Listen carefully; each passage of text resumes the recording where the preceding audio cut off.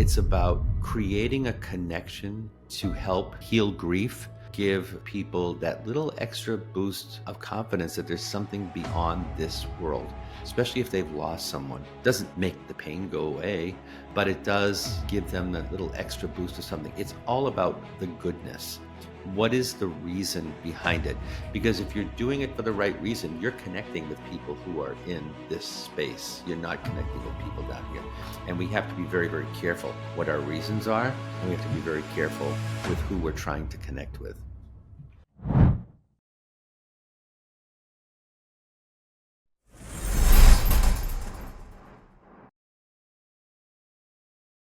Working for 35 years as a funeral director with thousands of the deceased, my guest Scott Allan never expected any of them to start talking back. He's an evidential medium, spiritual teacher, and author of In the Presence of Light. His unique background gives him an extraordinary perspective on death, grief, and the continuation of consciousness beyond physical life. In our conversation, Scott shares his shocking awakening when voices and footsteps started happening at his funeral home, as well as a persistent spirit named David who made numerous contacts, including through a spirit box. Scott explains how he learned to distinguish between genuine spirit communication and interference from lower vibrations. He shares key differences between psychics and mediums and discusses a range of psychic abilities, from psychometry and remote viewing to clairalience, or psychic smelling. We also discuss the crucial importance of energetic protection, practical techniques for setting clear boundaries with spirits, and why maintaining high vibration is essential for safe spiritual work. Scott also explains his personal boundaries around predicting health outcomes or impending deaths. This episode opens doorways to understanding some of the mysteries of spirit communication and the profound reality of life beyond death. So let's get on with the show. Scott, it's so great to have you on the show. I'm really excited to have you here. Thank you so much. It's a real pleasure. I'm glad to be here with you. Yeah, and we had a great conversation when I was on your show, and I'm just, I'm full of questions and rabbit holes I want to go down. This is going to be fun. So why don't we start with your origin story and how you came to realize that you were psychic, that you weren't crazy, or you didn't have like some imaginary friend or whatever, but it was very real. And that, like, the unseen world is more real than the seen world is a statement I love to share. And I can't remember who exactly I heard that from. I forget his name, but that just so resonates for me. Yeah, well, the jury's still out on whether I'm crazy or not. I think that's something, we may see at a later date. I don't know. But it's true. I was, and I've told you, we've talked about this. I was a funeral director for 35 years. And the joke is, thousands and thousands of people who had died, and not one of them talked to me until the last 5 years. And it really was about 5 years before I sold my businesses that I realized that something wasn't right, but it wasn't me. In other words, my idea and my thought about what mediumship was not what was happening. So that wasn't even on the table. I was hearing voices in my funeral home, and it was predominantly in the funeral home. I was hearing them walking up and down stairs, walking upstairs while I was downstairs. Sometimes I could smell things. I could smell cologne. This is something, and I had been in the funeral business for years at that time and never experienced anything like this. And this particular funeral home I had built new in 1998. I built it from the ground up. There was a building there 100 years ago, but, I'm thinking, I've got this brand new building. Why am I aware of this stuff? But I just lived with it. It wasn't scary. Nobody that came in for calling hours, I think, would have known, because it wasn't anything. It wasn't like things were flying off the shelves. I was just aware that there was something there with me. Mm-hmm. Then I sold and I got out. And when I left the funeral business, I have a friend, and she worked for MIT at the time. She's now retired, but she's a fair amount older than me. And she said, I'm going to this historical museum. At one time, it was a Catholic church rectory way back in, years ago. And she said, the story is that, they've got this museum in there and it's haunted. And she says, every once in a while, I'll do something like that and we'll see. And I thought, I don't know. I mean, as a funeral director, that wasn't something you did, right? You joined, a service organization. You joined the Kiwanis or some other organization that, you just didn't go ghost hunting. But I thought, she's older than me. She's not going to get herself into anything crazy. And, worst case scenario, as long as I can run out of the room faster than she can, we're good. So And I probably could because she was like, she has a bad knee. So we went, and it Yeah, was because kind of I think funny. the old adage is you don't have to outrun the ghost; you just have to outrun Except, the person who is with you. the That's exactly it. That's exactly it. But it was like watching paint dry, and I tell you, I mean, the social part of it was fun. There was a little thrill to it, but really nothing happened.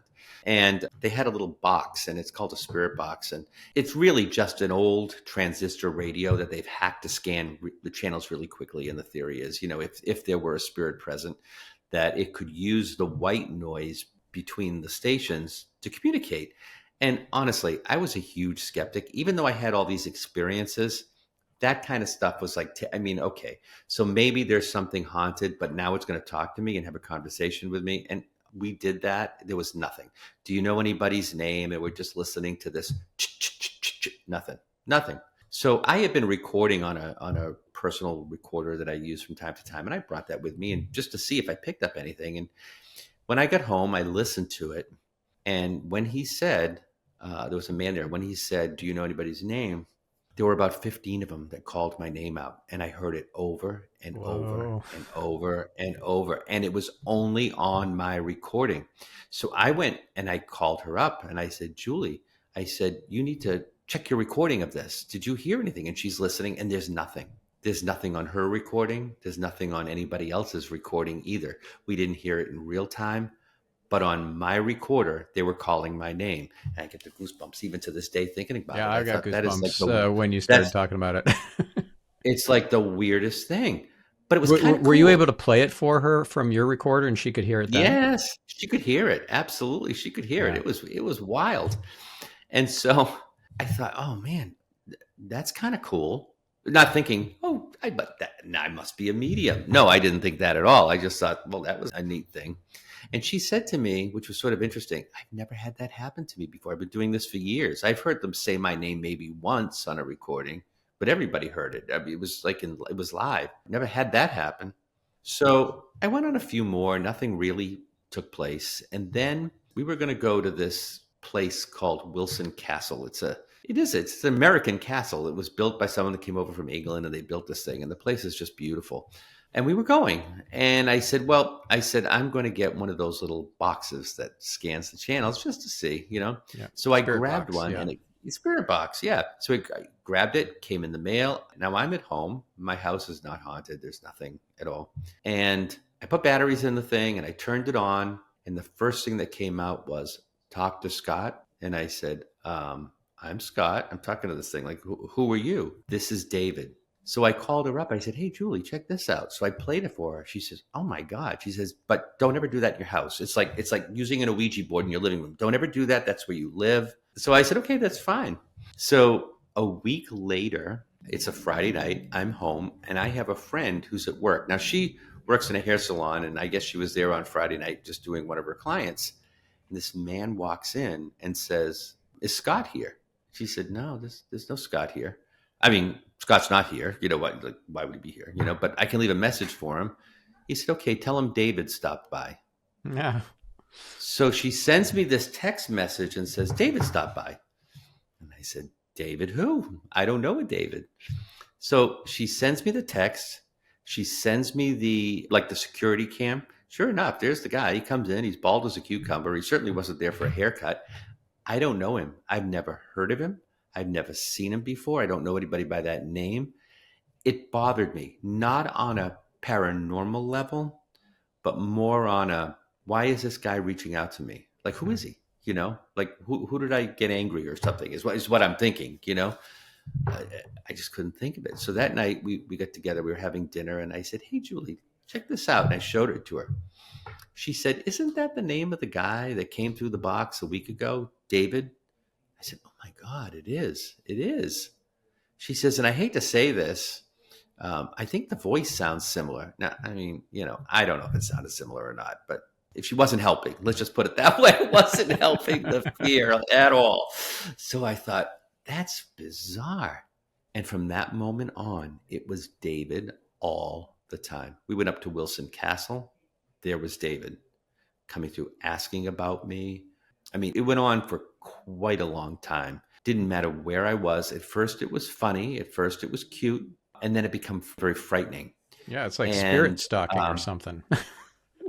well, and you start to, well, here's the thing. Yes, yes, and no. I mean, part of it was, is it spirit or is it mental illness? You don't necessarily want to have that conversation with somebody. And let me tell you, WebMD or whatever it was I looked up and schizophrenia, don't do it. It doesn't help. It just makes you feel like you've completely lost your mind. Yeah, because So, WebMD, isn't that synonymous with materialism? yeah. Like It's there is just nothing crazy. non-physical. No, it's true. And so I watched it a little bit later, for a little bit longer, I should say. I took my son, who was quite young at the time, out on a Sunday morning. I was going to get some donuts. And I had the radio on in the car, and he's in the back seat doing whatever he's doing. And I'm listening to this channel. And when the commercial, like I hit flip on the channel when it went to commercial, and I heard Scott. Oh, I've never had it happen in the car before. So I pulled out what I had, which was, cell phone, pulled it out. And I said, I'm Scott. What's your name? And the voice came through the car. David's back. And I thought, oh, this isn't normal. And I looked at my son. He was just, back there. I mean, he was young. So, I don't know if he would have necessarily even, he wasn't old at the time. So he could have just not even paid attention to it. So later in the day, I was scheduled to go to this tour of this mansion. And when I had my funeral homes, this mansion was in town. In fact, I used to live about 4 doors down from this, but it was an old, dilapidated, rundown building at the time. I always thought, my God, it must be amazing in there, if they ever fixed it up. And I thought it would end up being torn down. I mean, it was in really tough shape. But somebody bought it. They spent $1 million plus, had to have, just restoring this whole thing. And they were giving tours. So I went. I wanted to see this place. And when I got in, they were telling us a little bit about the house. Now I'm sitting in the front ladies' parlor. There's about 12 of us. I'm sitting right in front of the old fireplace. And this woman decides that she's going to spray her perfume. And it wasn't just a little bit of like, oh, that's a nice clean scent. No, it was like thick, old lady, French, potentially, perfume. And it was strong. Yeah. And I sat with it. Yeah. Overpowering. And I thought to myself, why would you do this? I didn't actually know which one of them did it. All I know is all of a sudden it was unbearable. And I said to Julie, I'm going to step out. I want to get a breath of fresh air because I can't even breathe. And she said, why? What's the matter? I said, can't you smell that perfume? No, I don't smell anything. I said, what? And so the woman next to me said, do you smell perfume? I said, yeah. And she says, well, I don't. She says, but Ellen Pierce, who used to own this house 100 years ago, has been known to give off that, the scent of perfume to people who can sense her, or people who are sensitive, I think is what she said. Well, why me? I'm not sensitive. This is what I'm thinking of myself. I'm still, completely clueless with this. That day, I actually saw an apparition appear across the ceiling. It disappeared between the chandelier and the ceiling. Oh, I got the goosebumps again. Yeah, it was crazy. This was the day that kind of changed everything. And then I knew there were two spirits with me. They were coming closer to me. They walked along the side of me, and I could feel them come behind me. It's almost like, if you can imagine, I don't know if you've ever seen those. They look like crystal balls, but you put your hand on it and it's like electricity inside. It felt like that. Like the closer you got, the more static you got. And I realized that there were two, because one was up here, one was down here. I felt like potentially was a child. And I pulled out my phone and I hit record on the phone. And I said, did we see you? And the voice said, yes. And I thought, done. I'm done. That night I went home and I'm thinking, what am I going to do? Like literally, what am I going to do? So I'm sitting there thinking, and I'm scrolling through Facebook, and got some friends. They're in Rhode Island, the state south of where I am. I'm in Massachusetts, in Boston area. They're south, and they're in the woods doing this ghost walk or whatever they were doing. I don't even know. But they were live, so I listened. And they had a spirit box, and the box said, where's Scott? And he said, oh, Scott's not here tonight. What's your name? This is David. I think I've officially lost my mind. Like, I just can't really understand. Now, I had started recording everything for a while because I felt like if I can hear it and you can hear it, I'm not crazy. I can rule out mental illness. If you can't hear it, I've got a big problem, right? But people could hear it. So I felt better But I'm thinking, okay, so I'm not crazy, but I might be possessed. So I'm not sure that's better. So I didn't know what to do exactly. So I went, and along the way, I had met this woman. She is a medium. She's not a practicing medium. She doesn't work in it. She has a regular job. She just has some gifts and abilities. And so I called her up and I said, her name is Janelle. I said, Janelle, I need some help. I've got the spirit after me, and, blah, blah, blah, blah, blah. And she got back to me and she said, I don't think it's everywhere you go is haunted. Because that's what I thought of her. Like, everywhere I'm going is haunted. But she said, no, it's that you're there for you, not for the building. Again, not helping. That didn't make me feel any better. But she's the one that ultimately told me that I was a medium. And of course I said, no, I'm not. That's crazy. I mean, I saw the movie Ghost with Whoopi Goldberg. I know what a medium looks like, right? I saw it on TV. And she says, that's not how it looks. This is how it looks. She says, I'm pretty convinced, but don't take my word for it. I'm going to introduce you to this woman. Her name is Joy. Joy is a shaman. She's a healer. She's a medium. She will work with you. And honestly, I'm embarrassed to say, I mean, Joy is a wonderful, wonderful person. And now I'm so grateful for everything she did for me. But at the time, I thought she was full of baloney. It just wasn't anything that I believed in, really. I thought it was just a bunch of hogwash, And so she kept saying, just humor me, because I need to teach you to shut this off. And the things that she was teaching me to shut it off just felt like nonsense to me. But as soon as I said, okay, and I went with it, and I agreed to practice, I'm not talking about paid readings. I'm talking about just bring people in that you don't know, like friends of friends kind of thing, and see what you get. And see, tell them the first thing that comes off the top of your head and see what they understand. As soon as I started to do that, it literally stopped. It was as if they just wanted to get my attention. And when they got my attention, that was it. I mean, they just stopped. But yet, here I am thinking I'm making things up, and I'm not. I mean, nowadays I recognize the difference between what's mine and what's theirs, but I didn't always. And so, it was wild to me. And then I kept thinking, well, what else can I do? How else can I use this? Can I remote view? Can I do psychometry? And I started taking classes, and I took mediumship classes because I wanted to learn how to fine tune what I was getting, because it was just kind of like sporadic and all over the place. It's like being a 1-year-old and learning how to drink out of a cup. And when you first do it, you'll get it, but it's going to be like all over. You're going to wear it. And then when you get older and you get a little more refined at it, you're not going to spill it, but you're going to get a lot more information. It's just going to be a lot more nuanced. So that's how it's been for me. And that's sort of the summation of the journey in really kind of short form, really, because this was about 4 or 5 years of just working through this. And you put this all in a book, right? I did. My book is right here. It's called, I don't know if you can see it, if it's backwards. It is backwards. I couldn't turn my camera around. I don't know. Can you see it normal, or is it backwards? I see it normal. Oh, okay. So for me, it's backwards. Getting used to this whole Riverside thing. But that's the book. It's called In the Presence of Light, A Funeral Director's Journey from Mourning to Mediumship. And the book is a story. And it didn't start out as a book. It started out as a notebook, because people said, you've got to write this stuff down. You will forget everything. So as I started to hear things and hear voices, I would write it down. When I got recordings, I would write it down.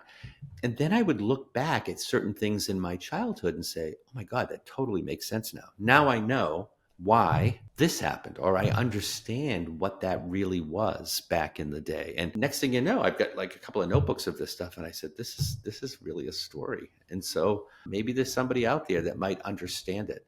And plus it's kind of interesting growing up, going through the funeral business and understanding why I made those changes, those decisions, and how I ended up in the funeral business and how things started to unravel and unfold. So it's a story through the funeral business, but it's also a ghost story. And then it's a story of awakening and enlightenment, all in one novel, all in one book. It's not a novel, all in one book. Yeah. Wonderful. I've been taking notes and journaling. I actually do it as a God journal, as a gratitude journal to God. And I've got so many incredible stories, so many things, messages and stuff that come in, coincidences that are beyond coincidental. I'll get messages and I'll get confirmation of those messages. Like one fun thing that hadn't happened to me before until recent years, until 2021, when everything lit up for me, was hearing something in the background at the same time as I'm reading the same thing. So that's fun. At the exact same Ooh. moment, you read a word and it's an unusual word and you Yeah. hear it in the background, like in a podcast or something that's not about even the same That's topic. wild. Yeah. And so the That's first time wild. that happened to me, I was like, wow, that's cool. That's weird. And I didn't make anything of it. And then, so of course, because I wasn't really taking it seriously, it happened again 5 minutes later with a different word Did you hear it in real time, in or real did you time hear at it the like in the exact moment. recording? In real time. Well, I mean, Wow. it was a recorded podcast I was listening to, but at the moment that I am reading the word, Oh, that in a book, like on Kindle or something, I'm actually hearing that I exact same see. word in an unrelated podcast in the background. And then I dismiss it, not taking it seriously. And then it happens again 5 minutes later. And then I take it seriously, and it leads me to down this incredible rabbit hole where I got all these cryptocurrency predictions and all these other things from a particular psychic. And yeah, Yeah. that's for another story. But anyways, that all started because I noticed, and I didn't just dismiss it because it happened twice in 5 minutes. So then I started to kind of arrange things in the puzzle pieces, arrange them in a way that I could make sense of it. And that led me down a rabbit hole, which was quite a ride for a good 8 or 10 months. Anyway, so one other thing that I wanted to point out and get your take on is this idea of getting a smell that no one else can pick up. And it's related to the soul that is trying to communicate with you. And you'd mentioned at the funeral home, you'd smell cologne sometimes. And then Yeah. Yeah. you mentioned that lady with the who lived 100 years ago, who had that very strong, like French perfume that was overpowering for you. And one thing I learned actually through Kabbalah classes is that the olfactory sense is the one sense that cannot be manipulated by the dark side. So we can get wrong messages and we can get misled by the opponent, the other side, but not with olfactory. They're not able to interfere with that. They're not able to manipulate and fool us with that. I don't know if you've heard that before. I've not heard that before. I think it's fascinating. And it was, the first time it happened, I thought, because I was sitting there with a family making funeral arrangements, and I heard the door open and close, and then I smelled cologne. Like, not, I don't even know if it was cologne, or it just smelled like older person's hair tonic or cologne or something like that. And the son got up and walked out into the hall with me. There was nobody there. And we opened the door, and there was nobody outside. There was nobody in the parking lot. There was nobody on the street. I mean, it was just empty. But I had said, hello, hello, hello. Nothing, So nothing. he smelled it too. No, but he heard the door open. All right. Okay. So you got the He heard the door. extra, like the additional hint from the other side, from the soul that was Yeah, trying to it communicate. happens. I remember being with my cousin once. We were alone, and the door was locked. We're in the house, and all of a sudden I heard, hello. We both looked at each other. I said, "You heard that?" She says, "I heard it," but there was nobody there. There was nobody in the house with her. There was nobody outside, but it was like coming right from the room. Now, Mm-hmm. it's interesting, and I'd love to touch upon the point you talked about, the dark side. And I'm a believer in all of that stuff, and I think we have to be careful. We have to protect ourselves. We have to be careful Yeah, no Ouija boards. not to let ourselves. No, definitely not. But not even just Ouija boards. I think we have to be careful. It's not just entities that haven't crossed are low vibration. Dark Yeah. side is definitely low vibration. And you want to make sure that you're not doing what I might consider low vibration activities. This is why I don't drink when I do mediumship. Right. I don't, I mean, I don't drink anyway, but, occasionally I'll have a glass of wine or something. But I mean, I would never do that when I'm reading. I would never do anything. If you're not a nice person and you're intentionally hurting people, that's very low vibration. What do you think you're going to attract? Because you're down here, you're going to attract. You have to be up here. Yeah. You have to be there for the good of people. Right. Right. Like And attracts like. I really like attracts like. And I also think, what is your intention in all of this? So every once in a while, I'll get someone that'll throw Bible verses at me. And look, I respect everyone's belief in religion and whatever. But I will say this, is that I can't imagine anything of the darkness that is that low is going to allow so much kindness and healing to take place. That is my intention whenever I do a reading. It's not about me.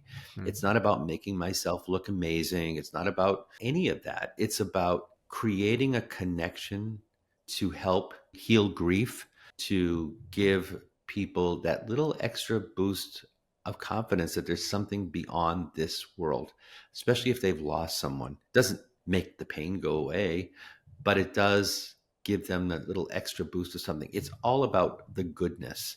Yeah. What is the reason behind it? Because if you're doing it for the right reason, you're connecting with people who are in this space. You're not connecting with people down here. And we have to be very, very careful what our reasons are. And we have to be very careful with who we're trying to connect with. Yeah. Yeah, for sure. So that's just you my mentioned, thought, you know. You don't drink while giving readings, and it reminded me that something I understood about drinking is that somebody who was an alcoholic in the physical form and they haven't fully crossed over and they still have that craving, they will attach to somebody who is drinking so that they can have that experience. So you will have a hitchhiker on you if you're not careful. If you go to a bar and then there's some spirits in there who haven't crossed over, who are craving that feeling, that addiction, then they might attach to you. Yeah, and you're not strong enough in that space that you're in to be able to fend it off and say no. You know, I have been in places that I know are haunted, that I just know it. And sometimes I can feel them around me. And I will very audibly say, don't get near me. You're not allowed within this space. You're not allowed to touch me. You're not allowed to, I'm not going to have a conversation with you. It's not a good idea. It's not a good idea to connect with those. Yeah, it just isn't. It just isn't. And even when I'm done with my readings, I close it off. I mean, we've created this. They don't want to be with me. They're in the light, right? I think I'm only getting it's like tuning into a radio station, maybe like a dog whistle. It's a frequency that not everyone can hear. That's what it feels like. But we're not, I'm not going home and saying, come on back, let's have dinner. Let's have a chat. I'm not doing that.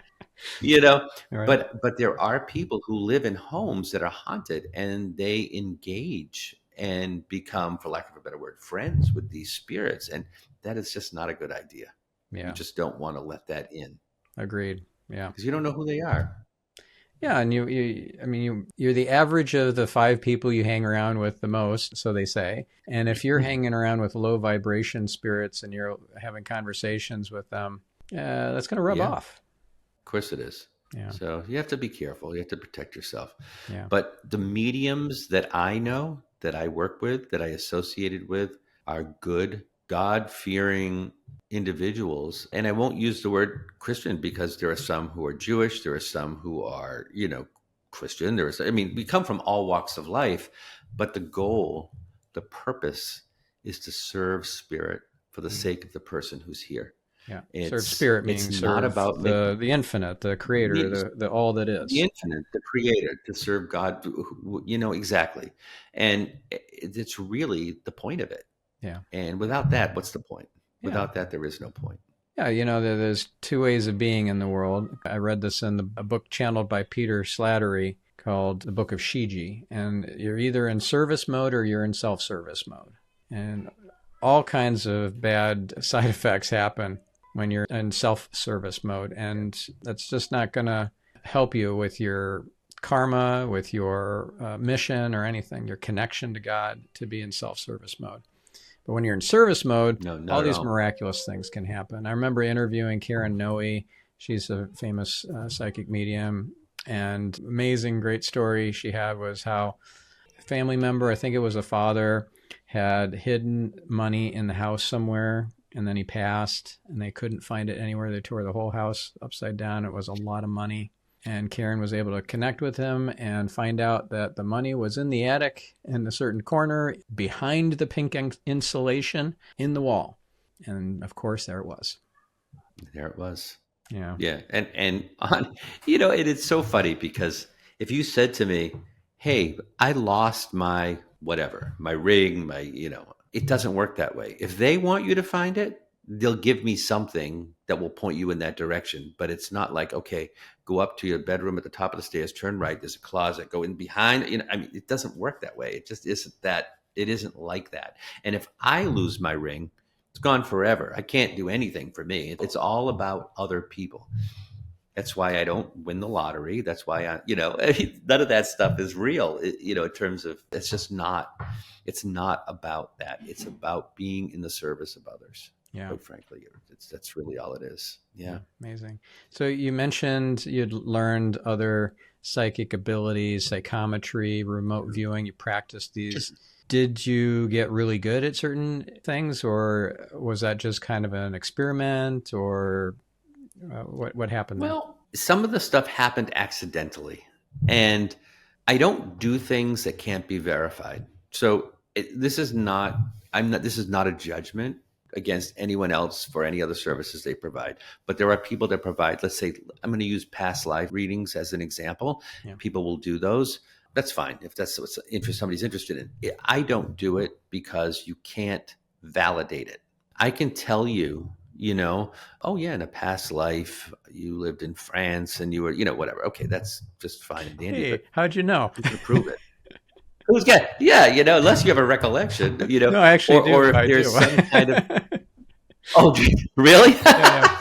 It's so funny though. I just, unless you can validate that, I think it's pointless for me to do that. I'm not, again, that's not a judgment for anybody else, because you may find something that resonates with that.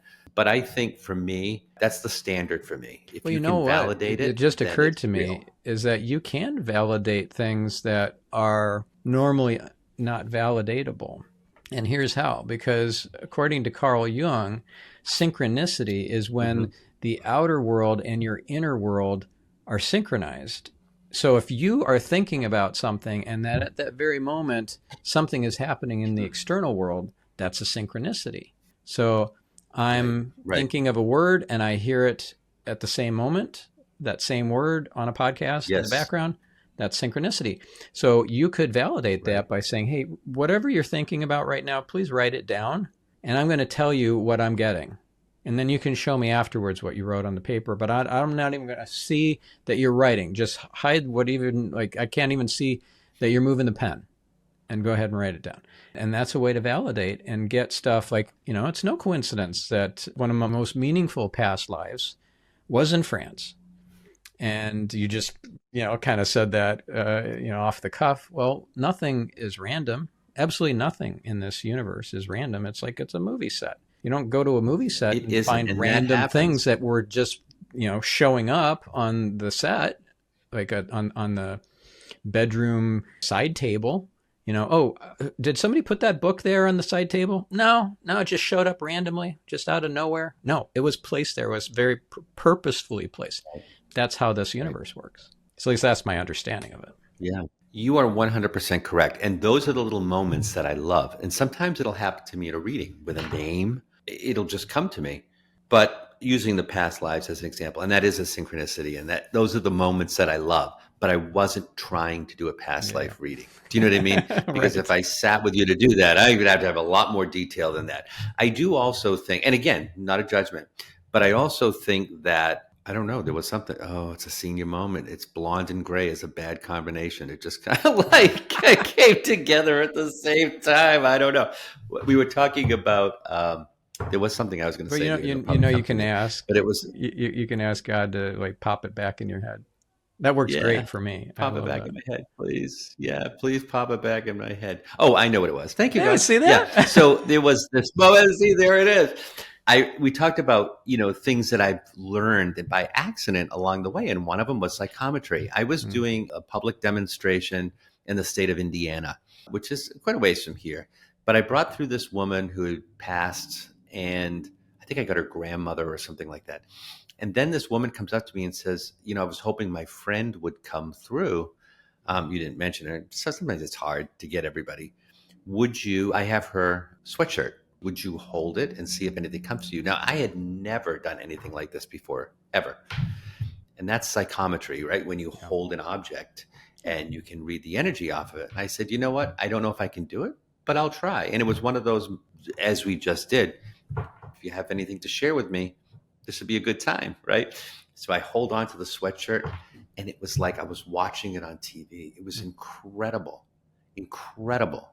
And I gave her whatever it is that I gave her, and she said, yeah, "Oh my God, like that's unbelievable," right? So That's wild. that is something that I can use as a tool, but it's not something that I say I'm going to add to my menu and say, "Oh, now I can do psychometry because I did that." Everybody bring me your objects. I don't do that. I was given that to help that lady. That Mm-hmm. doesn't mean that I'm going to be given it every single time I sit down with a person and hold their ring, their Bible, their book, their, whatever it is. Right. And so, but that's just how I kind of operate. I know what I'm capable of. When I sit down and I read, they give me things. And sometimes I'm not even aware they're giving it to me. Sometimes I say things that just sort of pop out that, where'd that come from? Like France, like why that? Why not some other thing, right? Yeah. Sometimes it's mannerisms, I remember going like this one. She said, "Oh my God, my mother used to do that all the time. She would sit there with her beads and just kind of like stroke her bead, where like she had like a necklace." I don't know why. These are the kinds of moments that happen in a reading that you just can't. Most of the time, I don't even know what I'm getting, and I'll forget it within, a day of being done with it. I won't remember it. That afternoon, I won't remember most of it because it's not coming to me. It's just passing through, and they Not use meaningful for me you, it's in meaningful for different them. ways. And so that the retaining it Exactly. is unnecessary clutter for you. Right. Yeah. Well, it is. And quite frankly, you see so much heartache sometimes. I don't necessarily want to. And one of the things that I don't even know if it's because I always say I don't predict anything. I'm not a fortune teller. I don't predict things, but I don't get anything health related for anybody. I don't want to know that. I don't know when people are going to be sick or die. I mean, that's just not my thing. I don't even know if it's possible, but I don't even want to approach it. You know what I mean? Yeah. I've had people say to me, "Oh, my brother's not well. Is he going to make it?" I don't know. And I'm not God. I'm not, you know what I mean? I can't give you that information. Yeah. We all walk along the same path together. So, got to keep it real. Yeah. Now, when you said that you saw it like it was on TV when you held that sweatshirt, have you had visions where if you open your eyes, you actually see the image still superimposed on the background? Because that has happened to me. I opened my eyes and I saw not in an after image reverse, but in the correct colors. It slowly faded away. The very high definition image that was being placed in my mind, I still saw it. It Mm. wasn't just placed in my mind, in other words, it was placed in my visual cortex because I saw it as an Yeah. after image with the correct colors, not inverted colors. That slowly faded away when Wow. with the background of the bedroom. Yeah. And that was wild. So I don't know if anything like that's happened for you. That's fascinating and exceedingly rare. Now, there have been moments I've sort of caught it out of the corner of my eye. Oh, there's somebody right there. And then I can feel it, right? I know. But what you're talking about is exceedingly rare. I don't usually sit with my eyes closed when I do a reading. I might, when I'm meditating, just kind of close my eyes, but not when I'm doing a reading. So when I'm doing a reading, I'm engaged with the person, but that stuff still pops in. But it's mind's eye. It's in my awareness. Right. It's in the visual, like in here. You just kind of, And the that's really imagination. hard to describe to someone. Well, here's how I It describe it. feels like it. I say, imagine a pink elephant in your mind's eye. Hmm. That's how I Yep. normally get stuff that's, Yes. sent clairvoyantly. 100%. Yeah. But if I said to you before we got on, I was talking to you about my pink elephant at home. I have a pink elephant statue, or I have a pink elephant, that's stuffed or whatever it is. Now you're getting a pink elephant, right? How do we know that you're getting it because you remembered it from our conversation? Or or they're giving it to you. Yeah. And so that's one of the things, you'll hear mediums say oftentimes, "Don't tell me anything. I'm better off when I don't know anything. Don't embellish. Don't give me any extra things. All I need is validation," because then it's very difficult to discern. Now I'm seeing the pink elephant, but am I seeing it because you were just telling me about it a few minutes ago and now I'm remembering it? Or am I seeing it because they're giving it to me? Mm, That yeah. for me is sometimes difficult. Yeah. One thing that I find helpful, and I use it I don't know if it's like a shortcut or something, or it's just, I don't Mhm. know how this came to me, but it's like emojis. So in your mind's eye, imagine, for example, a thumbs up or a green check mark or red X, these sorts of symbols that maybe you and the creator agree upon can then be short codes. Yeah. So you're in the middle of a conversation with somebody, most of your attention is with them. So it's hard to have a simultaneous conversation with the upper worlds or with some soul who is disembodied. And so if you can just get a simple yes or a no with a thumbs up or with a green check or the red X or whatever, that's an easy way to keep two conversations going simultaneously, the main one in the physical and then the one that you're also having in the non-physical. I love that. And when I teach some of this stuff, and I don't teach that often, but one of the things I'll have people do is we'll create a quote unquote library of symbols. What does it mean for you? Mm-hmm. What do you want to see when something's a big no? Or what, do you get the red X or do you get the thumbs up? Or what is, and it's sort of surreal, but what does red feel like to you? What does the color red mean? Does it mean love? Does it mean pain? Does it, could mean any number of things, but what does it mean for you? Yeah. So that when you're sitting there and spirit gives you red, like I'm just getting red, like, is it red furniture? Does that mean it's a no? Is that the red for no? Or does it mean that, oh, that's love. We're going to get that because I love that. Yeah, you've got to know how to interpret because it really is a game of charades, quite frankly. Yeah. Pictionary charades. Now, some people don't understand the difference between a medium and a psychic. Can you quickly define that? Yeah, sure. So let's just start by saying there are psychics and there are mediums.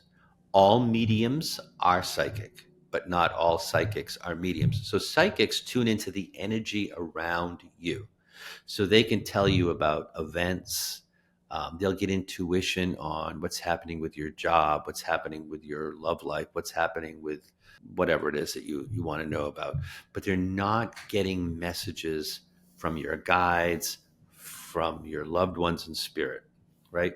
They usually use like tarot cards, dowsing rods, pendulums, whatever it might be, that helps them get the answers that they're looking for.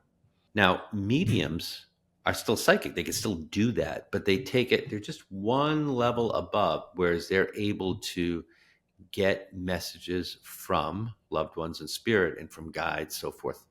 I find that as a medium, when I do a psychic reading, I don't really need cards. I have them. I mean, if somebody wants me to, I'll use them. It's more or less just backup. But I get the information right from the source, basically. What are your guides telling me? And then you can hear it in your inner hearing, right?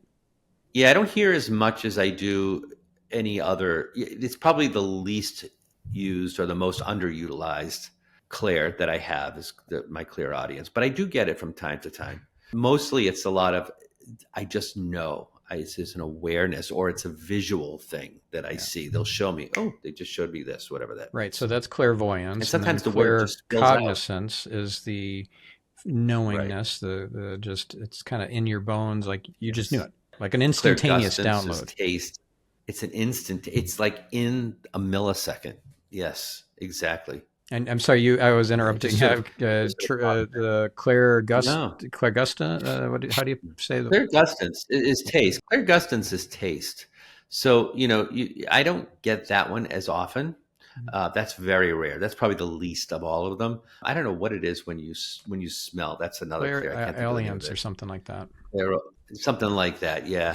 There's sentience, which for me, it's feeling, right? But it can mean emotion. So sometimes it's hard to explain, but I'll say, geez, I feel grateful or I feel sad or I feel elated or fortunate or whatever the case may be. You'll get that feeling, but it can also be physical. I'll have a physical awareness of my elbow or my knee, or they're bringing an awareness to my heart. I know I'm dealing with something here. Yeah. Clairalience is the psychic one that smelling. Clairalience, yeah. Yes. The other one that people don't talk about much is proprioception, which is sort of your relationship to the world around you. In other words, if you closed your eyes and you were floating in the room, you would know whether you were upright or laying down, or your body kind of tells you that. And so there are some times and some ways that might fall into a reading. And I wish I could give you an example right now. I'm trying to think of that. But there are some times that can come into play, but it's really about your relationship to the world around you. Can't think of a specific example of that, but that is one of the other clairs that's there too. It's very, very rare. So what experiences have you had, if any, in trance mediumship? Personally, none. I am not a trance medium. I don't know if trance mediumship is another quote unquote gift, ability, or if it's something that can be learned. I've heard you can put yourself in that space. Not something I've ever been super comfortable doing. I don't think I want to have anybody just take over. And it's also, I think, and the people that I've spoken with feel the same way. It's, you are sort of opening yourself up to whatever comes in, and you can't do it alone because there's no one to help you get back out of it. Can you be stuck that way? I don't know. I'm not comfortable with that at all, but I know people do it. I have no experience with it. And I've seen what looks like trance mediumship, but again, is it real? I don't know. I've seen it on YouTube, and stuff like that. I've never seen it in person. So I don't know. Well, not everyone is legit. I really trusted it. Yeah. Not everyone's legit. Edgar Casey, so. I do believe he was legit. And he was probably the most famous trance medium. Tony Stockwell is doing it too. Oh, right. Yeah. I've got an audio CD of him or two that is really good. Yeah. Cool. Yeah. I know we're getting close to time. I do have a couple of more quick questions. Maybe we can do a little lightning round here for the last couple minutes. Have you ever had angels following you and you were aware of it? No, not that I'm aware of. You know what I mean? Like, it wasn't something that I have to be tuned in. And usually if I'm tuned in, I'm aware. But if I'm just walking around, then I'm kind of like not in the zone. Mm-hmm. Have you seen angels? Not personally, not with my eyes anyway, that I'm aware of. And you mentioned earlier about you teach people how to shut it off, like the psychic sensing, so that you're not bombarded when you don't want it. Is there a quick shortcut to do that, or is that like more than we have the time to explain? Well, quickly, I'll give you two things. I feel like it's intention based, right? So when I sit in front of this computer, when I sit right here in this room in front of this computer and I have a client in front of me, you can talk to me. When I'm standing in front of a room or I'm sitting across from someone and my intention is to deliver messages, you can talk to me. When I'm shopping, when I'm home watching TV, when I'm with my son, when I'm sleeping, leave me alone. That is really the intention that I put out there. The woman that helped me, really what she did, and this is part of what I thought was so silly, but she's like, put your hand out, you're going to change the TV, right? There's a knob, there's a channel. You just turn it all the way off. Now it's off. Turn it all the way on and it's on. You probably want to be somewhere around 4 or 5 regularly. So, that's how she got it. But it was really not so much about the knob as it was about firming up that intention so that they understand what my office hours are. Yeah, that's cool. Yeah. Okay, so one last question. What happened to David? Yeah. It's in the book for those who want to know. I will it on a cliffhanger. I will tell you, though. I know, shameless plug. Shameless plug. No, actually, I'll tell you quickly. My next door neighbor is a medium, and I didn't know it. One day, and this is all in there, but one day I got out of my car and we started talking about something. Come to find out she's a medium. She invited me up and she said to me, "Who's one of 3?"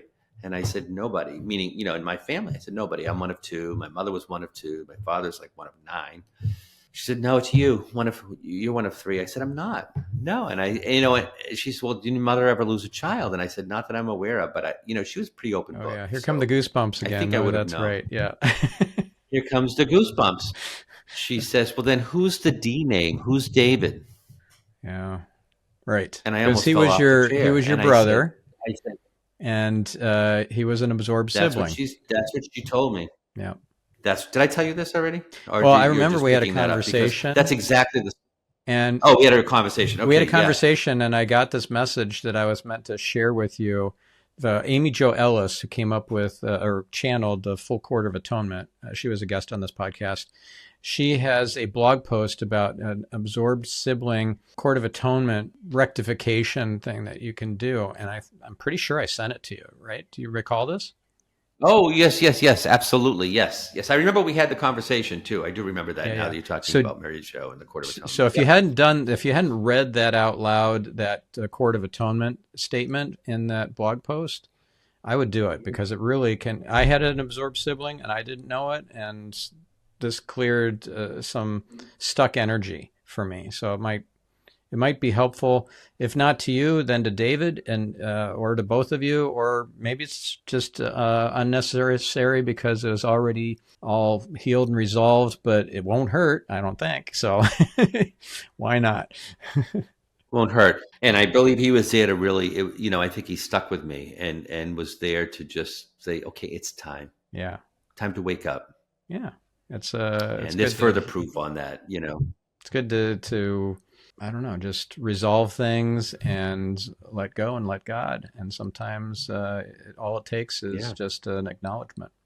Absolutely. Yeah. Absolutely. Well, this was fabulous. How does somebody work with you? How does somebody get a reading from you? Yeah, so my website is mediumscottallan.com. And as you can see on the bottom, it's ALLAN. You can book a reading there with me. And I do readings with people literally all over the world. I'm in Boston, but I've read for people in Australia, Hawaii, all over the US and Canada and Europe. So you can do it. I use Zoom. So you can set your readings there. My book is available anywhere books are sold. Amazon, Barnes & Noble, Goodreads, wherever. And it's called In the Presence of Light, A Funeral Director's Journey from Mourning to Mediumship. And for those that are in my area, if people are listening from the New England area, come to one of my live events. And I do a lot of public or private events that are like my public events, but for the people that you invite. So love to hear from you and help you along your journey. All right. Well, thank you, Scott. This was really quite a ride. Really enjoyed this conversation and hearing all your incredible stories. You're really engaging and fascinating and really open and sharing and vulnerable. And I really appreciate that. And I'm sure our listener does too. I hope so. Thanks so much for having me. A real pleasure. Yes. Thank you, listener. Get out and make it a great day and spread your light. And we'll catch you in the next episode. I'm your host, Stephan Spencer, signing off. If you want to hear more conversations like this on mediumship and spirituality, then I recommend episode 277 with Sheila Gillette, episode 310 with Karen Noe, and episode 515 with Amy Jo Ellis. Also, I invite you to check out the show notes, transcript, action-based checklist, and all the URLs mentioned in this interview with Scott Allan at getyourselfoptimized.com/523. If you enjoyed the conversation, I encourage you to share this episode and, more importantly, share the entire show Get Yourself Optimized with a friend. Change your life and help me spread the light. Thank you.